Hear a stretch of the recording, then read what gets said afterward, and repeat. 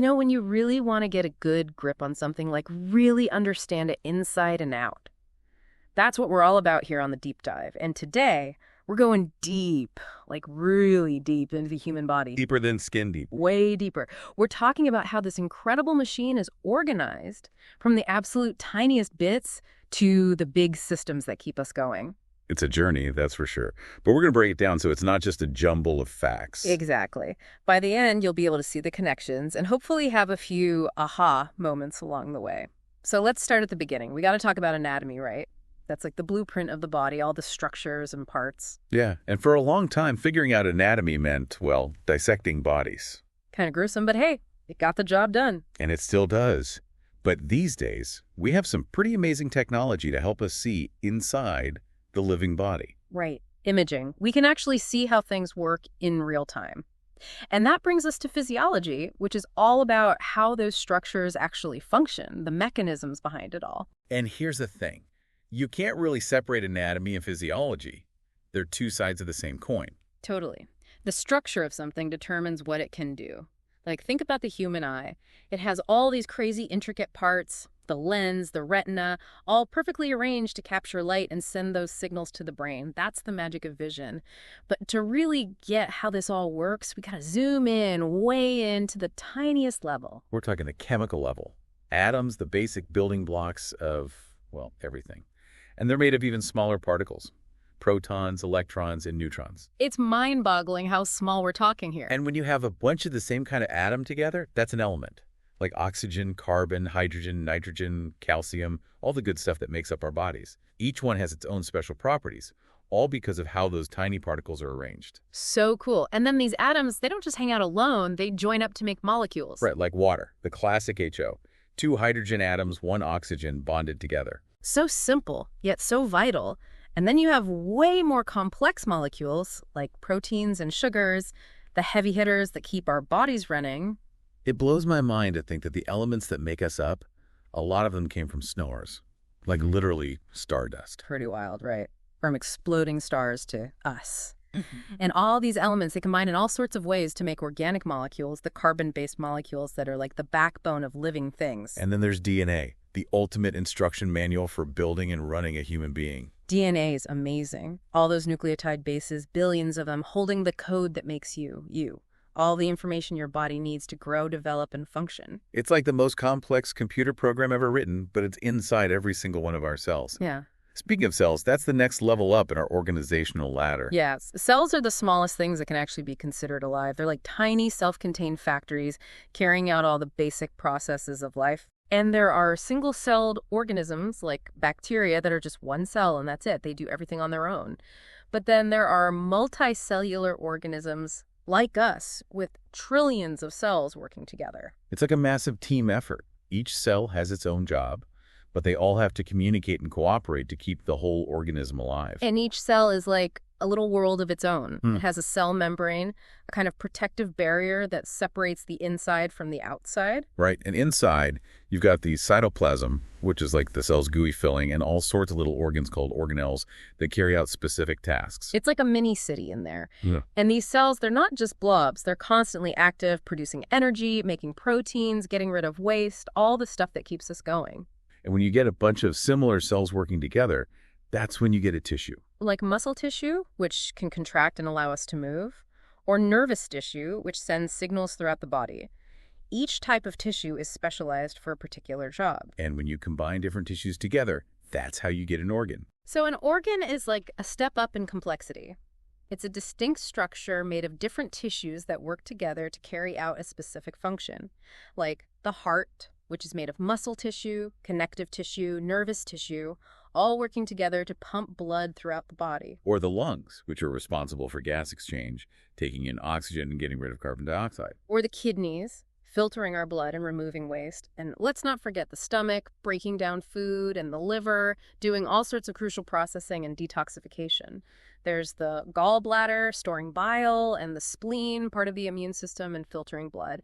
And of course, the intestines, where we absorb nutrients from food.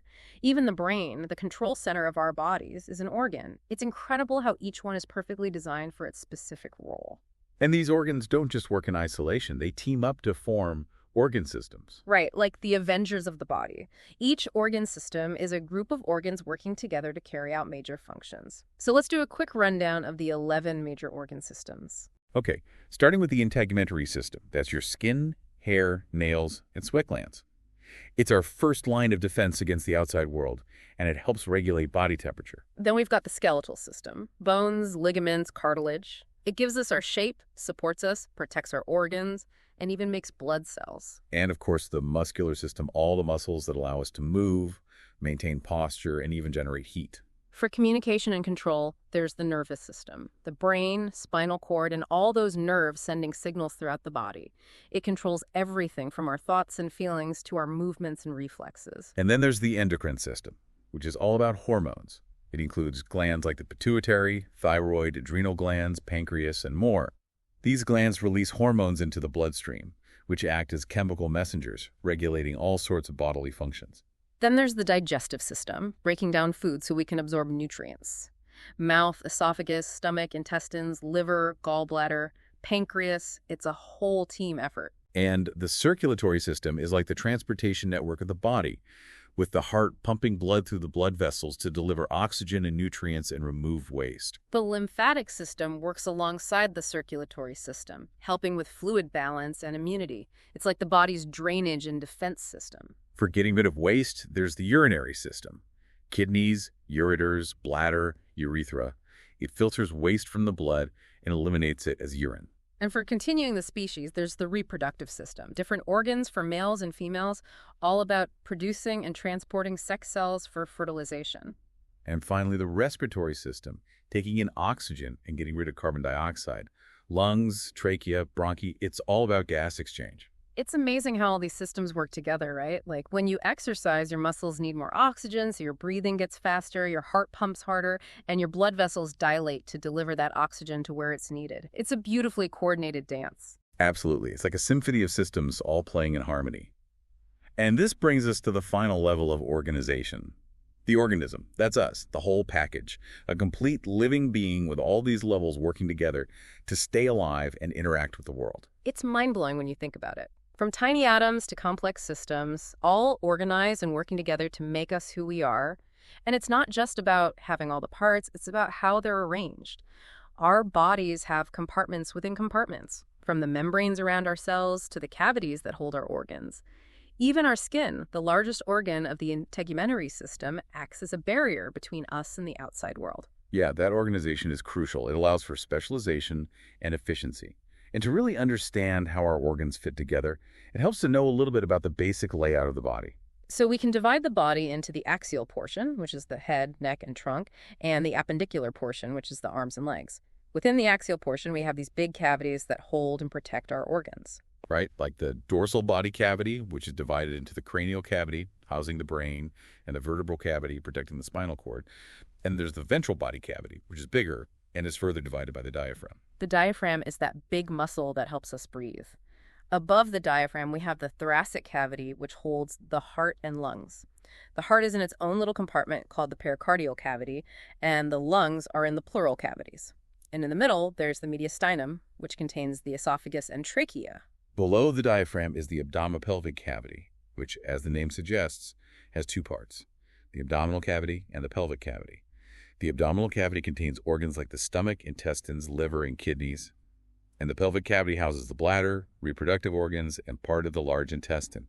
And a lot of these organs in these cavities are surrounded by serous membranes. These are like double-layered sacs filled with a slippery fluid called serous fluid.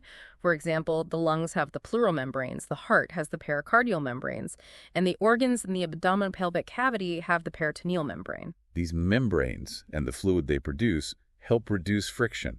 So, as organs like the heart and lungs move, they don't rub against each other or the cavity walls and cause damage. It's another brilliant design feature of the body. So there you have it, folks. We've journeyed from atoms to molecules, from cells to tissues, from organs to organ systems, all beautifully organized to create the incredible machine that is the human body. It's amazing how something so complex can arise from such simple building blocks, all thanks to the power of organization. It really makes you appreciate the interconnectedness of everything, right? A problem at any level, even something tiny at the molecular level, can have a ripple effect throughout the entire system. It's It's a humbling thought for sure. And as you go about your day, maybe take a moment to think about all the amazing things happening inside you right now. Trillions of cells working together, organs coordinating their efforts, all to keep you alive and functioning. Maybe this deep dive sparked a curiosity about a particular system or level of organization. There's always more to learn, more to explore. Who knows, maybe our next deep dive will take us into the intricate world of the nervous system or the fascinating processes inside a single cell. Until then, keep that curiosity burning.